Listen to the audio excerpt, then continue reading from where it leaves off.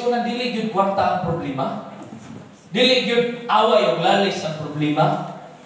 Dili gyud na mo ang main problem. Ang root cause sa problema na sa heart. Sabta na ka? That's why walay nindot nga pagkinabuhi, walay rhythm ang imong kinabuhi because you have a heart issue. You have a heart problem. Listen very carefully. Kini yung mensahe, importante kaayo. Doon kayo nyo masabdan, if wala, dili ka maminaw, tungod kay lalong yung mensahe.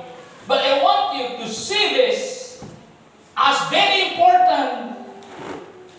Kaya naman, this is our life, spiritual life, as a Christian, as a believer. Di lang kay sa tuang secular or sa tuang physical o dili lang kay sa tuang familial, but spiritual. I'm talking about your spiritual life.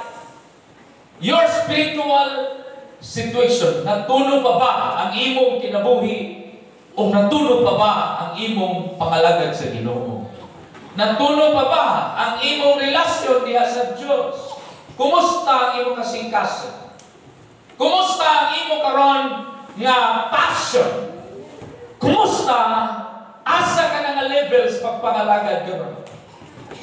Because we're talking about God's plan, God's timing. Okay, na-timing pa ba ang imong kinabuhi? That's question mark. So, ikaw mismo makapangutana sa imong kaugalingon, kay ikaw naman mismo ang naibaw kung unsay biting sa imong karon kasing-kasing. Say amen. Balikan na ito atong text, Matthew 11:20, 30. Tuyo na po kadto ta sa Message translation.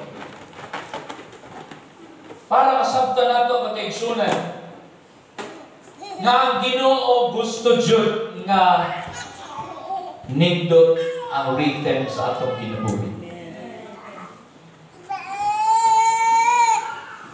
First, are you tired? Kinsa dinhi ang gikapoy? Gikapuyan. Kinamay gikapuyan diri? Worn out. Burn out. Kinsa mga burn out diri? Tas kamo. Naabay mga ibang burn out na? Gilaay na sa pangalagad? Ha? Gikapoy na sa mga problema? Worn out na? Di lang mo amin, pero kay bao kung nagilom-hilom lang mo. And then, napag-i problema, burn out on religion.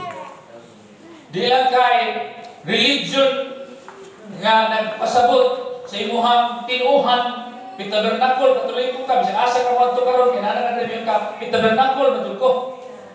Pero, ang pangutana karon di ba burn out ang imong pagka-tabernacle? Abot pasabot na po makaigsunan.